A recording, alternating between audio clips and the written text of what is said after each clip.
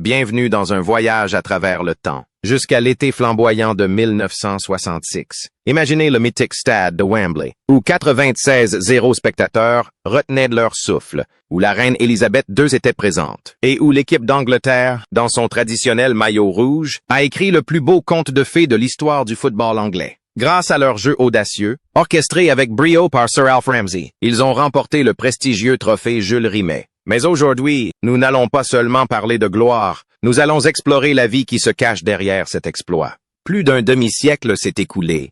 Que sont devenus ces jeunes talents? Le destin a-t-il été clément ou cruel envers eux? Écoutons l'histoire de la génération dorée du football anglais de 1966. Gordon Banks, mince d'asphalte et destin cruel. À cette époque, Gordon Banks, alors âgé de seulement 28 ans, était au sommet de sa carrière. Il était bien plus qu'un simple gardien de but. Il était un roc, le pilier mental le plus solide que l'Angleterre ait jamais connu. Sur le terrain en 1966, Banks disputa le 6 matchs, réalisant 4 blanchissages lors des 4 premières rencontres et n'encaissant que 3 buts durant tout le tournoi. Son incroyable sang-froid, son placement précis et ses réflexes exceptionnels firent de lui la « banque » de l'Angleterre, un joueur sur lequel on pouvait compter en toute sécurité. Après avoir remporté la Coupe du Monde, Banks a continué d'écrire l'histoire avec un arrêt spectaculaire sur une tête de Pelé lors de la Coupe du Monde 1970, un arrêt surnommé « l'arrêt du siècle ». Sa carrière était à son apogée lorsqu'un drame frappa. Un dimanche funeste de 1972, un terrible accident de voiture lui fit perdre la vue de son œil droit. The Hero au sommet du football mondial, Banks fut contraint de prendre sa retraite avec un immense regret. Mais sa vie ne s'arrêta pas là. Doté d'une volonté extraordinaire, Banks continua de jouer au football en Amérique malgré son handicap physique et devint par la suite un ambassadeur dévoué du football et des œuvres caritatives, notamment auprès des personnes atteintes de la maladie d'Alzheimer. Il mena une vie simple, sans se plaindre du destin, et conserva toujours le sourire bienveillant d'un gentleman. Cependant, ce parcours exceptionnel et déterminé prit fin. Le 12 février 2019, Gordon Banks s'éteignit dans son sommeil à l'âge de 81 ans. Sa disparition laisse un immense vide dans le cœur de ses fans. Nobby Stiles, le géant édenté, et la danse des dieux immortels. Du haut de son mètre 68, souffrant d'une forte myopie, et contraint de retirer fréquemment son dentier avant chaque match, Nobby Stiles, 24 ans, n'a pas du tout l'allure d'un footballeur. Mais ne vous fiez pas aux apparences. C'est un redoutable défenseur, un véritable rempart qui écarte tous les obstacles devant la défense. Son marquage serré sur la superstar portugaise Eusébio en demi-finale est devenu un exemple parfait de maîtrise défensive.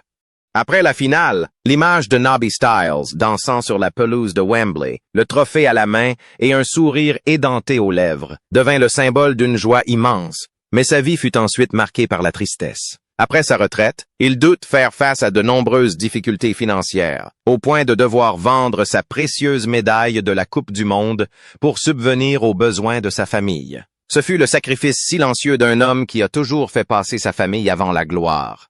Dans ces dernières années, Stiles souffrit également de démence et d'un cancer de la prostate, maladie que l'on croyait liée à ses audacieuses têtes d'antan. Il vécut reclus, entouré de l'amour de sa famille. Le 30 octobre 2020, Nobby Stiles s'est éteint à l'âge de 78 ans. Il nous a quittés, mais sa danse insouciante et son sourire édenté resteront à jamais le plus beau symbole du football. George Cohen, Exercices de la main droite et la guerre silencieuse. À 26 ans, George Cohen incarnait le dynamisme et la fidélité. Malgré son poste d'arrière droit, son style était d'une modernité remarquable, avec des courses incessantes sur les ailes, contribuant efficacement au jeu défensif compact de l'Angleterre. Durant toute sa carrière, il n'a joué que pour un seul club, Fulham. À Wembley cette année-là, ses courses ont rythmé les attaques, puissantes et décisives. Cependant, la vie de George Cohen après son triomphe en Coupe du Monde fut marquée par de graves problèmes de santé. Sa carrière prit fin prématurément à l'âge de 29 ans suite à une grave blessure au genou. En dehors des terrains, il dut également affronter une maladie grave, un cancer du côlon, dans les années 1970. Avec la même combativité qu'il avait déployée contre l'Allemagne, il triompha de la mort, non pas une, mais 3 fois. Après sa retraite, Cohen mena une vie simple mais riche de sens. Il devint un militant engagé, vendant ses médailles de champion pour subvenir à ses besoins, puis consacra le reste de sa vie à la collecte de fonds pour la recherche sur le cancer et la démence, des maladies qui avaient touché ses coéquipiers. Héros discret. Il se battait sans relâche pour les droits des anciens joueurs. Mais finalement, le cœur de ce guerrier dut se reposer. George Cohen s'est éteint le 23 décembre 2022, à l'âge de 83 ans, important avec lui son doux sourire vers Dieu. Alan Ball, un cœur sans poumon et une flamme éteinte prématurément.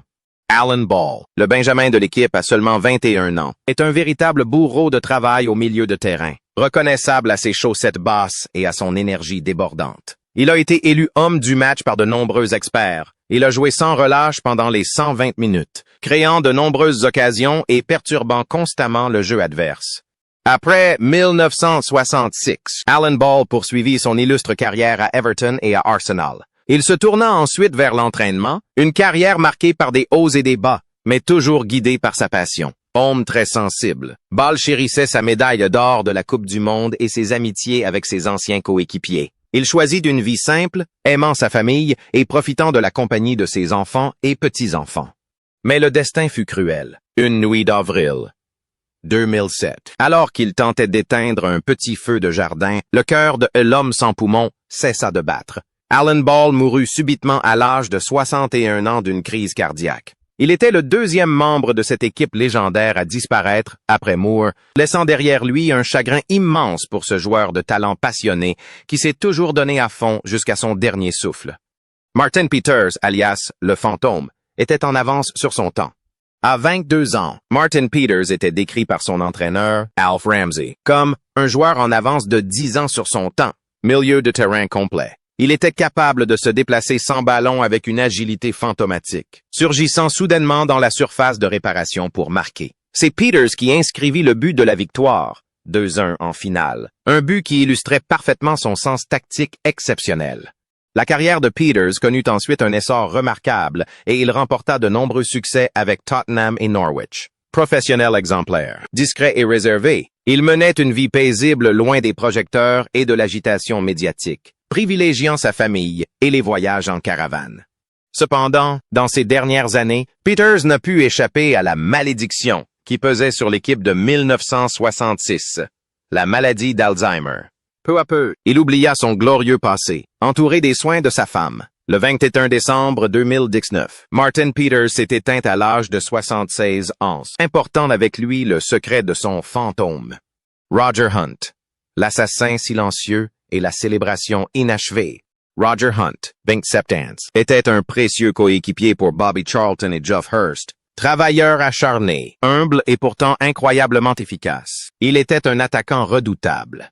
Finale, lorsque le tir de Hurst heurta la barre transversale avant de rebondir, au lieu de se précipiter pour récupérer le ballon, Hunt se retourna pour célébrer, persuadé d'avoir marqué. Ce geste témoigna de sa foi inébranlable. Figure emblématique de Liverpool avant l'ère Rush et Dalglish, Hunt rejoignit l'entreprise de transport familial après sa retraite et mena une vie plutôt discrète. Il fut anobli pour sa contribution au football et aux œuvres caritatives. Roger Hunt fut toujours un homme humble, dévoué et respectable. Après une longue lutte contre la maladie, Roger Hunt s'est éteint le 27 septembre 2021, à l'âge de 83 ans. Il laisse derrière lui un héritage de buts cruciaux et l'image d'un gentleman dans la surface de réparation. Geoff Hurst, le grand cascadeur et le témoin ultime. Avant le début du tournoi, Geoff Hurst, 24 ans, n'était que le deuxième choix. Mais le destin lui a souri lorsque Jimmy Greaves s'est blessé, et le reste appartient à la légende. Hurst est devenu le premier et unique joueur à inscrire un triplé en finale de Coupe du Monde, un record qui a tenu 56 ans, jusqu'à ce que Mbappé l'égale, son but divin, et sa phrase devenue culte. Il pensait que c'était fini, mais maintenant, si, sont entrés dans la légende. Aujourd'hui, à 82 ans, Sir Geoff Hurst est toujours là, vif d'esprit et en pleine forme. Il est le seul membre survivant de l'équipe d'origine. Devenu le gardien de la légende, il parcourt le monde pour raconter l'histoire de ses coéquipiers disparus. Malgré ses cheveux blancs, ses yeux s'illuminent encore lorsqu'il évoque la finale de Wembley de 1966. Il vit non seulement pour lui-même, mais aussi pour la mémoire de ses frères d'armes disparus, derniers témoins vivants d'une légende. Jack Charlton, la girafe, et son amour pour les Irlandais. Jack Charlton, numéro 31, le frère cadet de Bobby Charlton, est un défenseur central grand et robuste. Veritable rock. Il est prêt à tout pour protéger les cages. Si Bobby était un artiste, Jack était un guerrier infatigable, un joueur qui ne baissait jamais les bras. La carrière de Jack Charlton après sa retraite fut tout aussi brillante. Il devint un entraîneur légendaire de l'équipe nationale de la République d'Irlande, l'amenant à des sommets inégalés. Affectueusement surnommé Big Jack par les Irlandais. Il reçut même le titre de citoyen d'honneur. Jack était un homme franc, direct et plein d'humour, toujours fidèle à lui-même, où qu'il soit. À la fin de sa vie, Jack se retire dans sa ville natale de Northumberland et s'adonna à la pêche. Mais la maladie le frappa ensuite, un lymphome et la démence. Malheureusement, de nombreux membres de la promotion 1966 souffraient de démence. Le 10 juillet 2020, Jack Charlton s'éteignit à l'âge de 85 ans, quelques mois seulement avant son coéquipier Nobby Stiles. Big Jack nous a quittés, laissant derrière lui un héritage immense en Angleterre comme en Irlande. Bobby Charlton, le grand gentleman et la douleur de Munich. Bobby Charlton, Vingt-Houtons, incarnait l'âme, le cœur et la classe de l'équipe nationale d'Angleterre. Pourtant, rares étaient ceux qui savaient que derrière ses frappes tonitruantes et ses passes magistrales se cachait une âme marquée par la tragédie.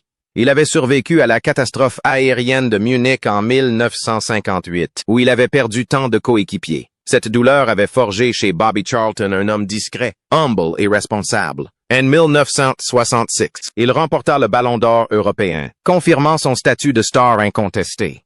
Pour le reste de sa vie, Sir Bobby Charlton devint le plus grand ambassadeur du football anglais et de Manchester United. Il consacra sa vie à des œuvres caritatives et au développement du football chez les jeunes. Toujours élégant, son regard conservait une pointe de tristesse. Il était un trait d'union entre les générations, un symbole de renaissance. Mais le temps finit toujours par rattraper le plus rapide. Durant ces dernières années, Sir Bobby a également lutté contre la démence. Le matin du 21 octobre 2023, Sir Bobby Charlton s'est éteint paisiblement, entouré de sa famille, à l'âge de 86 ans. Sa disparition a marqué la fin d'une époque, et le monde du football tout entier a rendu un dernier hommage à une légende immortelle. Ray Wilson, le frère aîné et le tournant inattendu. Ray Wilson, alors âgé de 31 ans, était le joueur le plus âgé de l'équipe titulaire. Calme et expérimenté, il était le cerveau de l'aile gauche. Contrairement aux jeunes joueurs plus turbulents, Wilson jouait avec une grande intelligence, toujours au bon endroit au bon moment pour résoudre les problèmes. Il était une source de soutien moral, un grand frère guidant les plus jeunes vers la victoire. Cependant, la vie de Ray Wilson après sa retraite du football prit un tournant inattendu. Au lieu de devenir entraîneur ou commentateur comme nombre de ses collègues, Wilson choisit de se retirer complètement de la vie publique. Il devint employé de pompe funèbre, l'image de l'ancien champion du monde conduisant désormais un corbillard, faisant ses adieux avec respect aux défunts, offre un contraste saisissant avec la condition humaine. Il avait trouvé la paix en accompagnant les autres dans leurs derniers instants. Cependant, dans ces dernières années, Wilson a dû affronter un adversaire invisible et cruel, la maladie d'Alzheimer. Peu à peu, la maladie a dépouillé le héros de ses souvenirs, lui faisant oublier même ses moments de gloire à Wembley. Le 15 mai 2018, Ray Wilson s'est éteint à l'âge de 83 ans. Bien que sa mémoire se soit estompée, son nom restera à jamais gravé dans l'histoire du football anglais. Bobby Moore, le leader charismatique et sa solitude dans ses dernières années. À 25 ans, Bobby Moore portait le brassard de capitaine avec l'élégance d'un véritable gentleman. Il ne s'appuyait pas sur la force brute pour gagner le ballon, mais sur l'intelligence. Son calme, sa révérence dans la surface de réparation au milieu du chaos de la finale, témoignait de son sang-froid et de sa classe. L'image de lui s'essuyant les mains sur sa veste de velours avant de serrer la main de la reine était de l'incarnation même de la politesse. Cependant, la vie du grand capitaine après sa retraite fut une tragédie. Il tomba cruellement dans l'oubli du football anglais. Moore peina à trouver un poste d'entraîneur digne de ce nom, mais essuya de nombreux refus. Il se retrouva même mêlé à un scandale en 1970, accusé à tort du vol d'un bracelet à Bogota, une tâche qu'il lui fallut des années pour effacer. De Roy, il devint perdu et solitaire. Son entreprise périclita et son mariage s'effondra.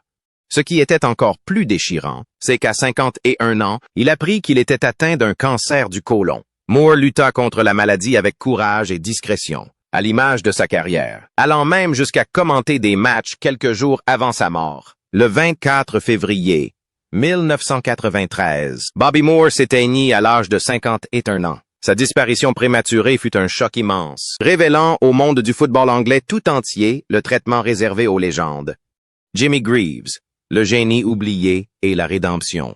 Enfin, impossible de ne pas évoquer Jimmy Greaves, 26 ans. Meilleur attaquant anglais à l'époque. Il perdit sa place de titulaire suite à une blessure lors de la phase de groupe, au profit de Geoff Hurst. Assis dans les tribunes, assistant au sacre de ses coéquipiers, Greaves ressentit la douleur d'un génie laissé pour compte. Il ne reçut pas de médaille, décernée seulement à partir de 2009. Et ce chagrin le plongea dans l'alcoolisme après sa retraite.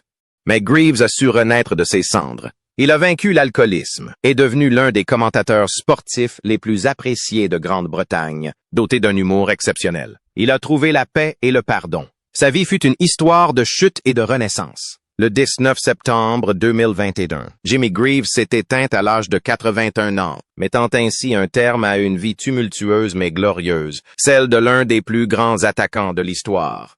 Norman Hunter, le boucher au grand cœur. À 22 ans, Norman Hunter participa à la Coupe du Monde comme doublure de Bobby Moore. Bien qu'il n'ait pas joué une seule minute du tournoi, son surnom, la morsure à la jambe, suffisait à semer la terreur chez ses adversaires. Il incarnait le style de jeu agressif et puissant que Leeds United privilégiait alors. À l'entraînement, la férocité de Hunter obligeait les attaquants titulaires à redoubler d'efforts pour conserver leur position. Après 1966, Hunter connut une brillante carrière à Leeds United, devenant l'un des meilleurs défenseurs centraux des années 1970, réputé pour sa combativité. Il était prêt à relever tous les défis. Mais à l'opposé de son image de dur à cuire sur le terrain, Hunter était un homme chaleureux, plein d'humour et d'une incroyable humilité en dehors. Après sa retraite, il devint un orateur spirituel et très apprécié lors des réunions du club. Il consacra le reste de sa vie à raconter des histoires, à inspirer et à préserver la passion du football dans le Yorkshire. Cependant, les tragédies de l'ère moderne l'ont également épargné. Lorsque la pandémie de COVID-19 a frappé le monde, Norman Hunter fut l'une des premières victimes du football. Hospitalisé, il a suscité l'inquiétude de millions de supporters. Puis, le 17 avril 2020, le cœur du doux boucher s'est éteint à l'âge de 76 ans. Son décès, survenu en pleine panique mondiale liée à la pandémie, a rendu la douleur d'autant plus déchirante. Jimmy Armfield, le capitaine qui n'a jamais porté le brassard de capitaine. L'histoire de Jimmy Armfield, Trentons, est à la fois triste et admirable. Avant la Coupe du Monde 1966, il était capitaine de l'équipe d'Angleterre et le meilleur latéral droit du monde. Mais une blessure cruelle, juste avant le tournoi, mit fin à ses espoirs, offrant ainsi sa chance à George Cohen et le brassard de capitaine à Bobby Moore. Pendant toute la compétition, Armfield resta dans les tribunes, regardant ses coéquipiers soulever le trophée qu'il aurait dû être le premier à toucher. Sans jamais se plaindre, il demeura un soutien moral indéfectible, encourageant ses frères d'armes. Après sa retraite, Armfield s'est imposé comme une figure influente. Il est devenu un entraîneur à succès, menant Leeds en finale de la Coupe d'Europe en 1975. Mais son plus grand héritage réside dans son rôle de commentateur. Avec sa voix grave et son intelligence vive, il est devenu la voix du football sur les ondes de la BBC pendant plus de 30 ans. Il était respecté non seulement pour son talent, mais aussi pour les qualités d'un véritable gentleman. Durant ces dernières années, Armfield a lutté contre un cancer de la gorge, mais a conservé un optimisme exceptionnel. Le 22 janvier 2018, Jimmy Armfield s'est éteint à l'âge de 82 ans. Un pays tout entier lui a rendu hommage, prouvant que parfois, la gloire ne réside pas dans les médailles, mais dans la façon dont on affronte l'adversité. Ian Callaghan, un homme respecté des tribunes du COP. Parmi les remplaçants, Ian Callaghan, 24 ans, fut l'un des rares à bénéficier de temps de jeu, notamment face à la France en phase de groupe. Ailier, infatigable au style de jeu simple mais redoutablement efficace, Callaghan a fait le lien entre deux périodes glorieuses pour Liverpool. Doté d'un physique solide et d'une hygiène de vie exemplaire, il a pu évoluer au plus haut niveau bien après ses 40 ans. La carrière de Callaghan après 1966 fut encore plus brillante que celle qui suivit son sacre en Coupe du Monde. Il détient le record du nombre de matchs joués à Liverpool, 857, a remporté 2 Coupes d'Europe et de nombreux autres titres. En dehors des terrains, il mena une vie paisible, loin des scandales, fidèle à l'image de gentleman qui le caractérisait. Il ne reçut jamais de carton rouge durant toute sa longue carrière, un seul carton jaune. Aujourd'hui, à 83 ans, Ian Callahan est toujours là, en pleine forme et l'esprit vif. Fréquentant assidûment Anfield, il y fait office d'ambassadeur et de témoin vivant des plus belles pages de l'histoire des Red Devils. Il est un trait d'union entre le passé et le présent, un modèle de dévouement et de fidélité inébranlable. Peter Bonetti, le chat noir et le fantôme géant. Peter Bonetti, 24 ans, est arrivé à la Coupe du Monde comme gardien remplaçant, éclipsé par l'immense présence de Gordon Banks. Pourtant, le talent de Bonetti est indéniable. Surnommé le chat, il est réputé pour ses réflexes fulgurants et son style de jeu naturel, ayant notamment été un pionnier dans l'utilisation des longues touches pour permettre aux gardiens de mieux contrôler la surface de réparation. Le destin de Bonetti fut peut-être le plus tragique parmi les joueurs remplaçants. Lors de la Coupe du Monde, 1970, où il remplaça Banks, malade. Une erreur lors de la défaite contre l'Allemagne de l'Ouest le hanta jusqu'à la fin de sa vie, éclipsant son illustre carrière à Chelsea. Après sa retraite, il travailla quelque temps comme facteur sur l'île isolée de Mull pour trouver la paix, avant de reprendre son métier d'entraîneur de gardien de but. Il mena une vie simple, toujours troublé par le manque de reconnaissance. Durant ces dernières années, Bonetti souffrit également de la maladie d'Alzheimer. Il s'est éteint le 12 avril 2020, à l'âge de 78 ans, quelques jours seulement avant son coéquipier Norman Hunter. La disparition de Black Cat a suscité de nombreux regrets. Celui d'un talent exceptionnel né à la mauvaise époque, un homme qui aurait pu devenir une légende encore plus grande s'il n'avait pas été éclipsé par Banks. John Connolly, le pionnier oublié. John Connolly, 27 ans, était titulaire lors du match d'ouverture de la Coupe du Monde 1966 contre l'Uruguay. Allié talentueux de Manchester United et de Burnley, il était attendu au tournant. Cependant, après le match nul 0-0 lors de la première journée, le sélectionneur Alf Ramsey décida de changer de tactique, écartant les ailiers et optant pour la formation des merveilles sans ailes. Connolly fut victime de ce changement et ne joua plus une seule minute. L'élimination d'un tournoi dès le départ fut une véritable épreuve. Pourtant, Connolly ne se plaignit jamais. Après sa gloire passée, il continua à jouer et ouvrit plus tard une friterie dans le Lancashire. L'image du champion du monde préparant du poisson pour ses clients au quotidien témoigne de la simplicité de l'ancienne génération de joueurs, ceux qui jouaient par passion, non pour l'argent. John Connolly a vécu une vie paisible et heureuse auprès de sa famille et de sa petite boutique. Il est décédé le 25 octobre 2012, à l'âge de 74 ans, des suites d'un cancer. Il s'est éteint sereinement, juste après s'être retiré pour laisser la place à l'équipe d'Angleterre victorieuse cette année-là.